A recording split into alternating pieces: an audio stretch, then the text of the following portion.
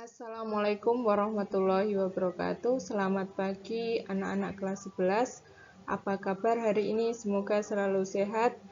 Pada hari ini kita lanjutkan materi sistem hukum dan peradilan pada pertemuan yang kedua.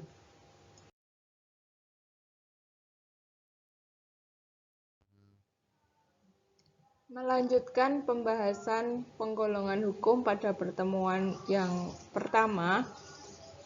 Yang berikutnya yaitu penggolongan hukum berdasarkan cara mempertahankannya. Yang pertama ada hukum material, yaitu hukum yang mengatur hubungan antara anggota masyarakat. Contoh, KUHP atau Kitab Undang-Undang Hukum Pidana, KUH Perdata, dan lain-lain. Yang kedua yaitu hukum formal, adalah hukum yang mengatur tata cara melaksanakan dan mempertahankan hukum material. Jadi, hukum formal ini bagaimana cara melaksanakan dan mempertahankan hukum pada hukum material, yaitu contohnya KUHP, Kitab Undang-Undang Hukum Acara Perdata maupun pidana. Jadi ini mengatur tentang cara mempertahankannya ketika terjadi suatu pelanggaran hukum, misalkan di pidana, misalkan bagaimana cara mempertahankan hukum itu, maka di sini diadakan hukum formal, yaitu yang mengatur tata cara pelaksanaan hukum tersebut, yaitu di peradilan, acara di peradilan hukumnya. Contohnya tadi KUH Pidana, Kitab Undang-Undang Hukum Acara Pidana maupun Perdata. Yang selanjutnya hukum berdasarkan waktu berlakunya. Ada ius constitutum, yaitu hukum yang sedang berlaku saat ini pada suatu tempat dan waktu tertentu. Artinya hukum ius constitutum ini adalah hukum, bisa juga disebut hukum positif atau hukum yang sedang berlaku saat ini.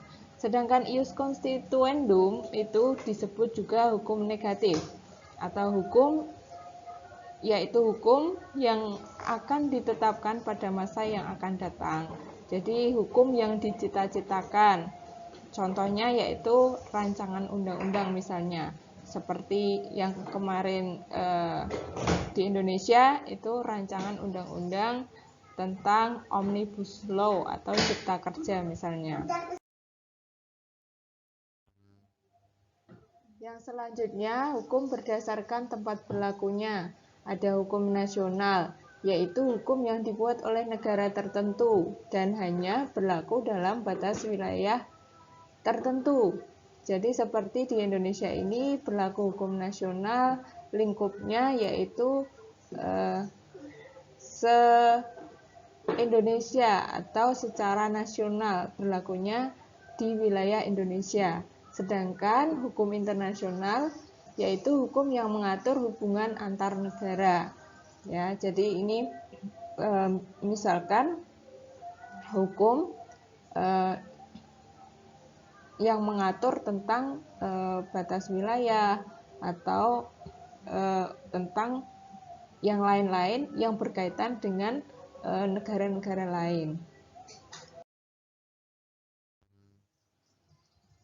Hukum berdasarkan kekuatan berlakunya. Ada hukum yang bersifat memaksa, yaitu aturan hukum yang dalam keadaan konkret menjadi prioritas untuk dilaksanakan. Artinya dalam arti atau secara mutlak, aturan hukum itu harus dilaksanakan. Jadi mau tidak mau harus dilaksanakan. Contohnya di Indonesia yaitu KUHP. Jadi semuanya terkena oleh hukum ini. Jadi sifatnya adalah memaksa. Selanjutnya, hukum yang bersifat mengatur, yaitu aturan hukum yang dapat dikesampingkan para pihak yang bersangkutan. Jadi contohnya di sini adalah seperti hukum perdata, misalkan dalam mengadakan suatu perjanjian itu yang berkaitan hanya pihak-pihak tertentu. Jadi pihak yang lain bisa dikesampingkan.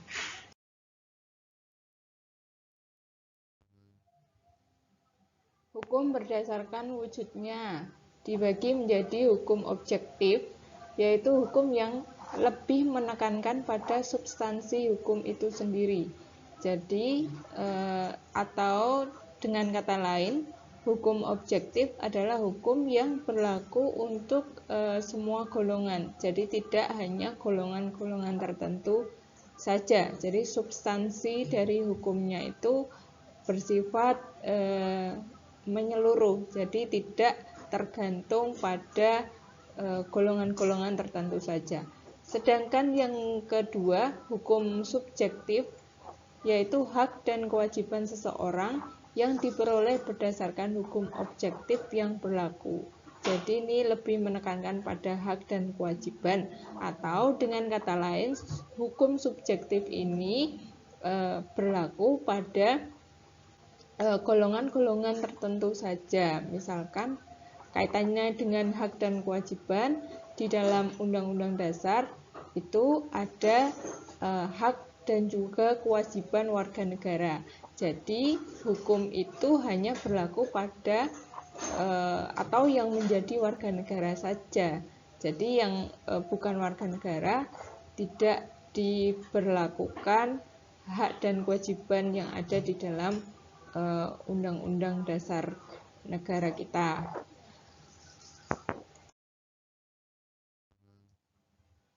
Yang terakhir adalah hukum berdasarkan luas berlakunya. Ini hampir sama dengan yang tadi, yaitu hukum umum dan hukum khusus.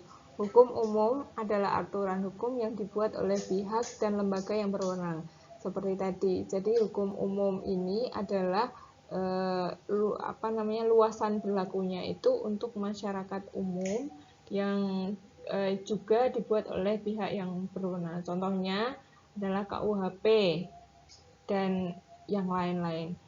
Sedangkan hukum khusus adalah aturan hukum yang dibuat hanya berlaku untuk aspek dan golongan tertentu yang bersifat khusus. Jadi sama seperti yang tadi, hukum subjektif ya tadi. Jadi ini aturan hukumnya hanya berlaku pada golongan-golongan tertentu. Jadi sama contohnya seperti tadi. Dan juga misalkan undang-undang. Jadi undang-undang tentang ketenagakerjaan, berarti itu khusus mengenai tenaga kerja misalkan, seperti itu. Dan masih banyak contoh-contohnya yang lain. Baik, sekian materi penggolongan hukum atau macam-macam hukum yang banyak sekali. Saya rasa cukup sekian. Dan semoga materi ini dapat bermanfaat. Jika ada pertanyaan nanti bisa ditanyakan. Terima kasih. Saya akhiri. Wassalamualaikum warahmatullahi wabarakatuh.